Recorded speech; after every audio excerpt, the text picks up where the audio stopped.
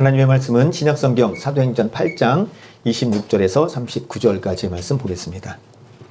스데반의 핍박받고 죽임 당함으로 인해서 사도들 외에는 많은 사람들이 다 흩어졌습니다. 그 중에 이 빌립 집사님도 예루살렘에서 나와 사마리아에서 이제 복음을 전하게 되는데, 그렇게 복음을 전하고 있을 때 주의 사자가 빌립에게 나타나서 광야로 가라, 그렇게 지시를 하세요. 언뜻 생각하면 광야로 가는 것이 쉽게 이해가 되지 않습니다.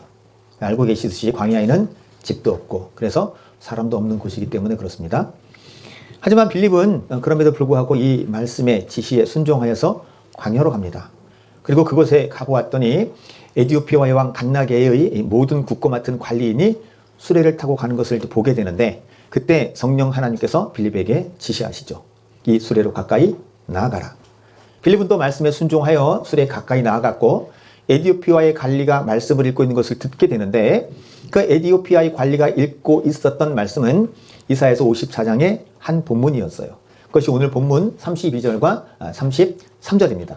봅니다. 그가 도살자에게로 가는 양과 같이 끌려갔고 털 깎는 자 앞에 있는 어린 양이 조용함과 같이 그의 입을 열지 아니하였도다. 그가 굴욕을 당했을 때 공정한 재판도 받지 못하였으니 누가 그의 세대를 말하리요? 그의 생명이 땅에서 빼앗김이로다. 성경 같이 읽어주세요. 자, 이 이사야서 말씀을 읽고 있었어요. 빌립이 그거 읽고 있는 걸 들었고, 그래서 이제 빌립이 이 말씀을 읽고 있는 에디오피아의 관리인에게 묻습니다. 읽는 것을 이해하시겠습니까? 그러자 이 에디오피아의 관리가 이렇게 대답해요. 지도해주는 이 사람이 없으니 어찌 깨달을 수 있겠습니까? 이 말은 내가 말씀을 읽기는 읽는데 설명해주고 가르쳐주는 사람이 없어서 내가 깨닫지 못하고 있다라는 것을 의미하는 거죠. 이에 빌립을 수레에 태운 후 선지자가 말하는 이 사람인지 이 사람이 누구인지를 묻습니다. 당신은 선지자가 말하는 이 사람이 누구인지 아십니까? 그러자 빌립이 기다렸다는 듯이 지금 에디오피아의 관리가 읽고 있던 이사야서 53장의 말씀을 시작으로 거기서 말하는 이 사람이 예수님을 가르쳐서, 예수님이심을 가르쳐서 복음을 전하기 시작합니다. 그게 35절이죠. 빌립이 입을 열어 이 길에서 시작하여 예수를 가르쳐 복음을 전하니. 자, 우리가 여기서 주목할 것이 하나 있는데, 그것은 빌립이 에디오피아 관리가 읽고 있던 이사야서 53장의 말씀을 시작으로 해서 이사야서 53장에서 말하는 이 사람이 예수님이라 라고 하는 것을 가르쳤다는 거예요. 본문 표현을 하자면 지도해 주는 거예요. 예수 그리스도의 복음, 곧 이사야서 53장에서 말하는 이 사람이 예수님이라는 사실을 가르쳤고, 또 그것을 듣고 이해하고 믿게 된 에디오피아의 관리가 이제 물 있는 곳을 보고 세례를 요청해서 세례를 받게 되는 거죠. 그것이 36절이에요. 보라, 물이 있으니 내가 세례를 받음에 있어 무슨 거리낌이 있느냐. 자, 여기서 에디오피아의 관리가 세례를 받는 것이 의미하는 것이 있어요. 그것은 이사야서에서 가리키는 이 사람이 예수님이시고, 지금 그때 당시 예수님이시고, 그 예수님이 나를 위해서 하신 일이 나에게 복된 소식이다, 곧 복음이 된다는 것을 깨닫고 믿었다는 거예요. 그러니까 이런 차원에서 보면 세례는 예수님이 누구이신지를 알고 그 예수님이 나를 위해서 행하신 일이 무엇인지를 분명히 알고, 그래서 예수를 믿게 된 사람이 나는 예수 그리스도를 구주로 믿고 영접합니다 라고 하는 그 신앙의 외적인 고백의 표현이 세례라고 하는 거예요.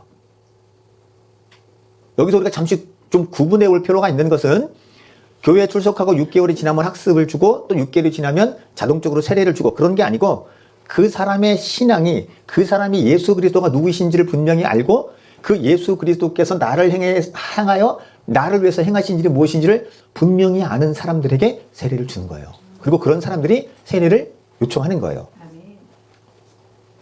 여기서 중요한 거 35절 다시 한번 보시죠.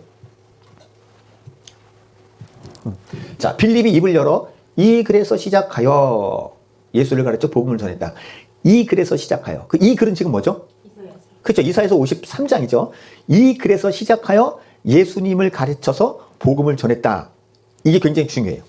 이 말은 이 글에서 시작했다는 얘기는 에디오피아 관리가 읽고 있던 이사야서 53장에 국한해서 예수를 가르쳐 복음을 전한 것은 아니라는 거예요. 즉 빌립이 이사야서 53장의 말씀을 시작으로 성경, 곧 구약 성경에 예언된 예수, 그 예수가 곧 그리스도 메시아이시고 우리의 구원자가 된다는 것을 가르쳤다는 의미예요. 자, 이렇게 말할 수 있는 이유는 오늘 본문인 사도행전의 전작, 사도행전의 1편이 누가복음이죠? 그 누가복음의 2편이 사도행전이잖아요. 자, 이 우리가 보고 있는 이 사도행전의 전작인 누가복음 24장의 말씀 때문에 이렇게 말할 수 있는 거예요. 한번 보시죠. 보이시나요? 함께 보겠습니다. 누가복음 24장 44절부터 함께 봅니다. 또 이르시되 내가 너희와 함께 있을 때에 너희에게 말하는 바 곧 모세의 율법과 선지자의 글과 시편에 나를 기록 모든 것이 이루어져야 하리라 한 말이 이것이라 하시고 이에 그들의 마음을 열어 성경을 깨닫게 하시고 또 이르시되 이같이 그리스도가 고난을 받고 제3일에 죽은 자 가운데서 살아날 것과 또 그의 이름으로 죄 사함을 받게 하는 회개가 예루살렘에서 시작하여 모든 족속에게 전파될 것이 기록되었으니 너희는 이 모든 일의 증인이라. 자, 지금 이 누가복음 본문은 이런 거예요. 자, 예수님께서 십자가에 못 박혀 죽으시고 3일 만에 내가 다시 살아날 것이다 라고 제자들에게 분명히 말씀하셨지만 제자들은 무서워서 떨고 있었고 엠마오로 가는 두 제자는 낙심하고 있었죠. 자, 그때 십자가에 못 박혀 죽으시고 3일 만에 다시 살아나신 예수님이 제자들에게 나타나십니다. 그리고 모세의 율법과 선지자의 글과 시편에 예수님을 가리켜서 기록된 모든 것이 이루어져야 하리라 한 것이 이것이라 라고 말씀하시면서 제자들의 마음을 열어서 성경을 깨닫게 하세요. 여기 지금 말하는 모세의 율법과 선지자의 글과 시편은 구약성경, 유대인들이 구약성경을 세 부분으로 나눈 것을 말해요. 그러니까 지금 모세의 율법과 선지자의 글과 시편은 구약성경을 의미하는 거예요. 예수님 당시에는 아직 신약성경이 기록되어 있지 않고 완성된 게 아니죠. 이런 차원에서 보면 구약성경은 오실 메시아, 오실 구원자, 그가 곧 예수 그리스도라라고 증언하는 말씀이라 할 수 있죠. 중요한 것은 빌립이 이사야서를 시작으로 사도행전은 없지만 누가복음 말씀 보면 분명히 성경을 통해서 예수가 곧 그리스도가 되신다라고 하는 것을 전했을 거예요. 사도행전에도 보면 예수가 곧 그리스도라. 그러니까 예수는 인간의 그 사람을 의미하는 거지만 그 예수가 곧 그리스도, 기름 부음 받은 자, 메시아, 하나님의 아들이다. 그러니까 예수가 그리스도가 된다는 것이 이것이 연결이 되면서 뒤집어진 사람이 사도 바울이죠. 사도 바울은 예수는 십자가에 못 박혀 죽은 사람이기 때문에 하나님께 저주받은 사람이에요. 나무에 달린 자는 저주를 받은 자니라. 그런데 그 사람을 가리켜서 사람들이 우리의 메시아다, 구원자다 그러니까 사도 바울 입장에서는 화가 날 수밖에 없는 거고 저들이 다 미친 것처럼 보일 수밖에 없는 거예요. 그런데 나중에 보니까 그 예수가 저주를 받은 게 맞아. 누구의 저주를 대신 받았어요? 나의 저주. 나의 저주. 그래서 예수가 곧 그리스도가 되신다. 이게 연결이 되면서 이해가 되면서 사도 바울이 완전히 뒤집어지는 거예요. 지금 빌립도 그런 차원에서 우리가 이해할 수 있어요. 이사야서를 시작으로 해서 모든 성경에 예수가 곧 그리스도이시고 메시아시고 구원자가 되신다라고 하는 그 복음을 전한 것이고, 이렇게 빌립의 지도를 따라서 복음을 들은 이 에디오피아 관리인이 복음을 깨닫게 되었고 그래서 믿게 되었다는 거예요. 그리고 내가 예수를 그리스도로 믿고 나의 구원자로 믿는다라고 하는 것을 확증하는 차원에서 세례를 받는 거예요. 그게 36절, 37절이죠. 8절이죠. 가다가 물 있는 곳에 이르러 그네시가 말하되 보라 물이 있으니 내가 세례를 받음에 무슨 거림이 있느냐. 세례는 약식 세례도 있지만 물에 들어갔다 나오는 거잖아요. 물에 들어갔다가 나온다는 건, 물에 들어가는 건 내가 죽는 걸 의미하는 거예요. 그리고 다시 나오는 건 새 사람으로 나오는 거예요. 영이 다시 살아나는 거죠. 자, 여기서 눈여겨볼 건 37절이에요. 37절 위에 없음이라고 되어 있는데요. 자, 우리말 성경에는 없음이라고 되어 있는데 이 없음 앞에 일이 있죠. 그리고 그 일, 아래를 보시면 그 일에 대한 각주가 있는데 그 각주가 이렇게 나와요. 함께 읽겠습니다. 어떤 사본에 빌립이 이르되 내가 마음을 온전히 하여 믿으면 다하니라. 대답하여 이르되 내가 예수 그리스도께서 하나님의 아들인 줄 믿노라가 있음. 자, 다시 보십시오. 위에 거 한번 보여주세요. 물을 만나서 가다가 물이 있어. 그러니까 내가 세례를 받으면 무슨 꺼리낌이 있느냐라고 했는데 우리말에는 없지만, 우리 성경은 없지만 어떤 사본에, 사본이라는 건 성경을 이렇게 그 손으로 필사 베껴서 이제 여러 가지 그 역본이 있는 건데 어떤 것들은 이렇게 돼 있다는 거예요. 내가 세례를 받으면 무슨 꺼리낌이 있느냐 그랬더니 빌립이 말하되 네가 마음을 온전히 하여 믿기만 하면 가하니라. 그랬더니 이 에디오피아 관리가 뭐라고 하냐면 내가 예수 그리스도께서 하나님의 아들인 줄을 믿노라 그렇게 고백했다는 거예요. 그래서 수레를 멈추고 세례를 받은 거예요. 그러니까 에디오피아 관리는 그냥 이렇게 그래요? 그래요? 그게 아니고 진짜 그 말씀이 이해가 되고 믿어진 거예요. 예수가 이사야서 53장에 예언된 그 사람, 그 예수가 나의 죄를 지고 나의 저주를 대신 받고 십자가에 못 박혀 죽고 다시 살아남으로 내 죄를 사하고 나를 하나님의 잔을 삼으셔서 나를 구원하셨다. 그걸 믿게 된 거예요. 그래서 물이 있는 곳에 이르렀을 때 나는 이제 그리스도인입니다. 예수님은 나의 구원자가 되십니다. 라고 하는 그 고백을 몸으로 하는 거예요. 그게 세례인 거예요. 여기서 다시 한번 강조하는 것은 이 복음이 믿어지는 것은 성령 하나님의 역사가 아니면 불가능합니다.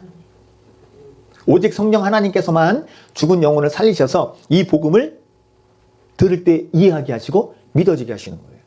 그래서 구원은 전적으로 하나님의 은혜예요. 자, 여기서 중요한 것. 에디오피아의 관리가 예수를 믿을 수 있도록 지도해 준 빌립이 있었다라고 하는 사실이에요. 그러니까 빌립은 이사야서를 비롯해서 다른 성경들을 통해서 예수가 그리스도, 메시아, 우리의 구원자가 되신다라는 것, 그 복음을 전했고 이 빌립의 가르침, 이 빌립의 지도함을 받은 에디오피아의 관리는 그것을 들으면서 성령님의 역사로 깨닫게 되었고 믿게 되었다는 거예요. 그럼 예수님이 십자가 죽으신가 다시 살아나심이 왜 복음인가? 앞서 말씀드렸지만 예수님께서 나의 죄를 대신 지시고 내가 받을 저주를 대신 받으시고 어디에서? 십자가에서. 그 죄값을 치른 거예요. 죄의 삭은 사망인 거예요. 그걸 예수님이 대신 받으셨고 그래서 내가 영원한 지옥이 아니라 영원한 천국으로 옮겨진 거예요. 이것만큼 나에게 복된 소식이 어디 있어요? 내가 암에 걸려서 말기야. 이제 한 달도 못 사는 시한부야. 근데 어떤 암이든 그 말기가 됐든 말기가 뭐가 됐든 이 약만 먹으면 사는 거예요. 그럼 그 사람 그 약이 그 환자에게는 그 약이 복음이죠. 그게 복된 소식이죠. 그래서 우리에게 이것이 복음이 되는 거예요. 근데 이걸 누가 깨닫게 하신다고요? 성령 하나님. 근데 이것을 누가 전해줘야 돼요? 먼저 믿은 우리가, 먼저 은혜 받은 우리가. 지도해주는 이가 없으니 어찌 깨달을 수 있겠느냐. 예수가 곧 내 죄를 대신 지고 나의 저주를 대신 받고 죽으시고 살아나셔서 내가 하나님의 자녀가 되고 영원한 지역에서 영원한 천국으로 옮겨졌다. 이걸 가르쳐주는 사람이 있어야 들을 때 성령님이 역사하셔서 구원의 역사가 일어난다는 거예요. 복음 전하는 거 어렵다고 생각할 수 있지만 간단합니다. 이게 복음이라고요? 이게 복음이에요. 그냥 그 전하면 되는 거예요. 믿든지 안 믿든지는 그거는 하나님께서 주관하실 일이에요. 그래서 골로새서 1장 13절에서 14절 이렇게 말씀하시죠. 함께 봅니다. 그가 우리를 흑암의 권세에서 건져내사 그의 사랑의 아들의 나라로 옮기셨으니 그 아들 안에서 우리가 속량 곧 죄사함을 얻었도다. 이게 복음인 거죠. 자, 그러면 복음을 전하려면 내가 복음을 가르쳐주고 그 사람에게 복음이 뭔지를 지도해 주려면 내가 먼저 복음이 뭔지를 알아야 되는 거죠. 그리고 그 복음을 내가 믿어야 되는 거예요. 내가 알지 못하는데, 내가 믿지 못하는데 그것을 전할 수는 없어요. 물론 지식적으로 알고 전할 수는 있습니다만 진짜 예수를 전하려면, 복음을 전하려면 예수님이 나를 위해서 행하신 일을 내가 알고 그것이 믿어져야 돼요. 내가 예수를 믿은 것 같지만 사실은 예수가 믿어지는 거죠. 그 믿음은 하나님께로부터 오는 선물이니까. 너희가 그 은혜를 인하여 믿음으로 말미암아 구원을 얻었는데 그 믿음이 은혜로 오는 거예요. 그래서 너희가 그 은혜를 인하여 믿음을 통해서 우리에게 구원을 주시는 거예요. 행위에서 난 것이 아니니 이는 누구든지 자랑하지 못하게 하려 합니다. 그래서 이런 차원으로 보면 31절이 굉장히 중요한 거예요. 지도해주는 사람이 없으니 어찌 깨달을 수 있느냐. 여러분 모습의 말씀 그거죠. 듣지 못하였는데 어찌 믿겠느냐. 예수가 있는지도 듣지 못했고 예수가 누구인지도 모르는데 어떻게 믿겠느냐. 그래서 우리가 그 예수를 전하는 거예요. 우리가 전도한다 그러면 되게 어렵게 느껴지잖아요. 근데 복음은 아주 심플합니다. 예수님이 나와 당신의 죄를 대신해서 십자가에 죽으시고 다시 살아나셔서 영원한 지옥에서 천국으로 옮겨졌습니다. 물론 이것이 믿어진다는 것은 앞서 말씀드렸듯이 성령 하나님의 역사가 아니면 불가능한 거죠. 오직 성령 하나님께서만 죽은 영혼을 살리시고 그 영혼이 듣게 하시고 믿게 하실 수 있기 때문에 그래요. 하지만 예수님이 나의 죄를 대신하여 십자가에 죽으시고 3일 만에 다시 살아나셨다. 그래서 내 죄가 사함받고 하나님의 자녀가 되어서 영원한 지옥이 아닌 영원한 천국 백성이 되었다는 이 소식, 복된 소식, 이 복음을 내가 알아야 되고 내가 믿어야 가르쳐주고 지도할 수 있는 거예요. 제가 지금 같은 내용을 계속 반복하고 있어요. 복음이 어려운 게 아니고 간단한 거지만, 아주 심플한 거지만 이걸 계속 반복하는 이유는 이 짧은 내용에 성령 하나님 역사하시기 때문에 그래요. 우리 듣는 이들 가운데 역사하시고 또 방송을 통해서 듣는 이들에게도 성령 하나님 역사하시기 때문에 계속 반복하는 거예요. 자, 이런 차원에서 성탄절 혹은 크리스마스는 단순히 선물을 주고받는 날이 아니라는 것을 가르쳐 줘야 돼요. 단순히 예수님이 탄생한 날을 기념하는 날이 아니라 우리의 구원을 이루신 예수님의 오심을 기념하는 날이다. 그걸 가르쳐 줘야 돼요. 물론 12월 25일에 예수님이 태어난 건 아니죠. 로마의 그 태양신을 섬기는 그 절기인데 그것을 이렇게 바꾸어서 예수님의 오심을 기념하는 거예요. 베트남 사람들도 크리스마스를 지킵니다. 근데 뭔 날인지를 모른대요. 그날이 뭔 날인지를 모른대요. 그냥 크리스마스. 공휴일도 아니야. 일본도 그렇다고 그러죠. 크리스마스는 지키는데 크리스마스가 뭔지 몰라. 예수가 누군지 물어보면 뭔지 몰라. 간단하게 전하는 거예요.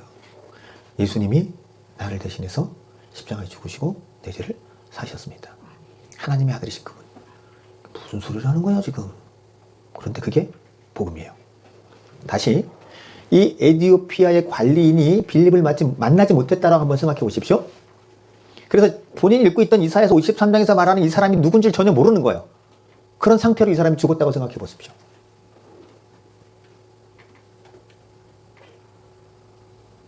그럼 이 사람에겐 구원의 은혜가 임했을까요? 안 했을까요?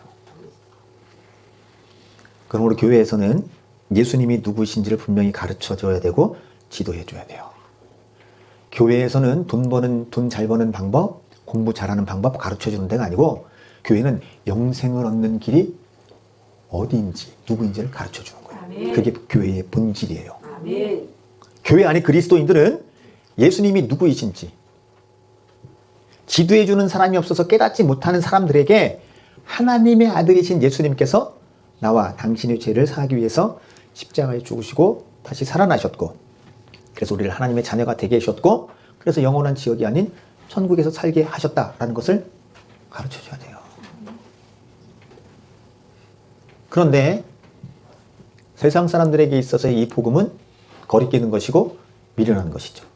고린도전서 1장 23절, 24절 보면 아주 정확하게 말씀하고 계세요. 한번 같이 읽겠습니다. 우리는 십자가에 못 박힌 그리스도를 전하니 유대인에게는 거리끼는 것이요 이방인에게는 미련한 것이로되 오직 부르심을 받은 자들에게는 유대인이나 헬라인이나 그리스도는 하나님의 능력이요 하나님의 지혜니라. 자, 유대인, 이방인, 전체 예수 안 믿는 모르는 사람들을 일컫는 거죠.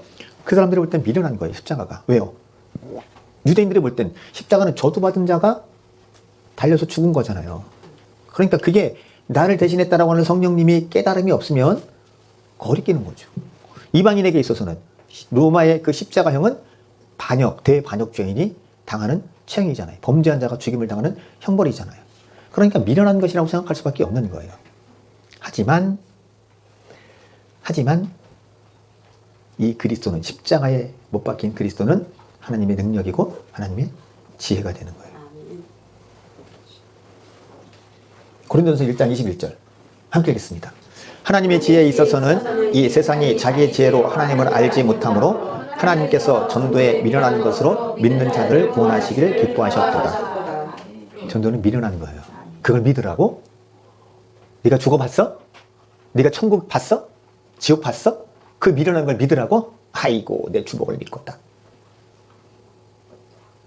하지만 로마서 1장 16절 이 십자가는 우리의 구원을 이루는 하나님의 능력입니다. 함께 봅니다.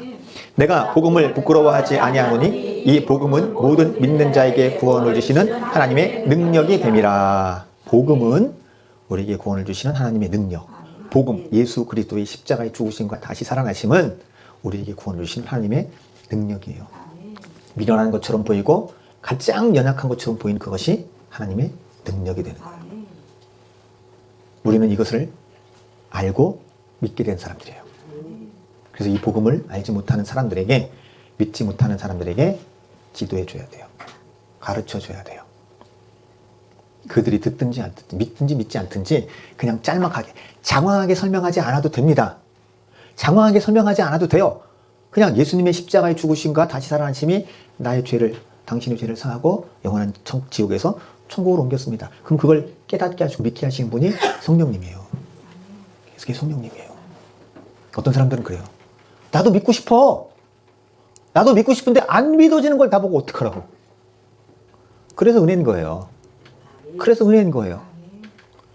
자, 이제 성탄절이 다가옵니다. 주님이 나를 위해서 이 땅에 오신 나를 기념하는 이 즈음에 저와 여러분들이 믿는 이 복음을 다시 한번 정리하시고 내게 구원의 은총을 베푸신 성부 하나님, 성자 하나님, 성령 하나님께 감사하는 시간이 되시면 좋겠습니다.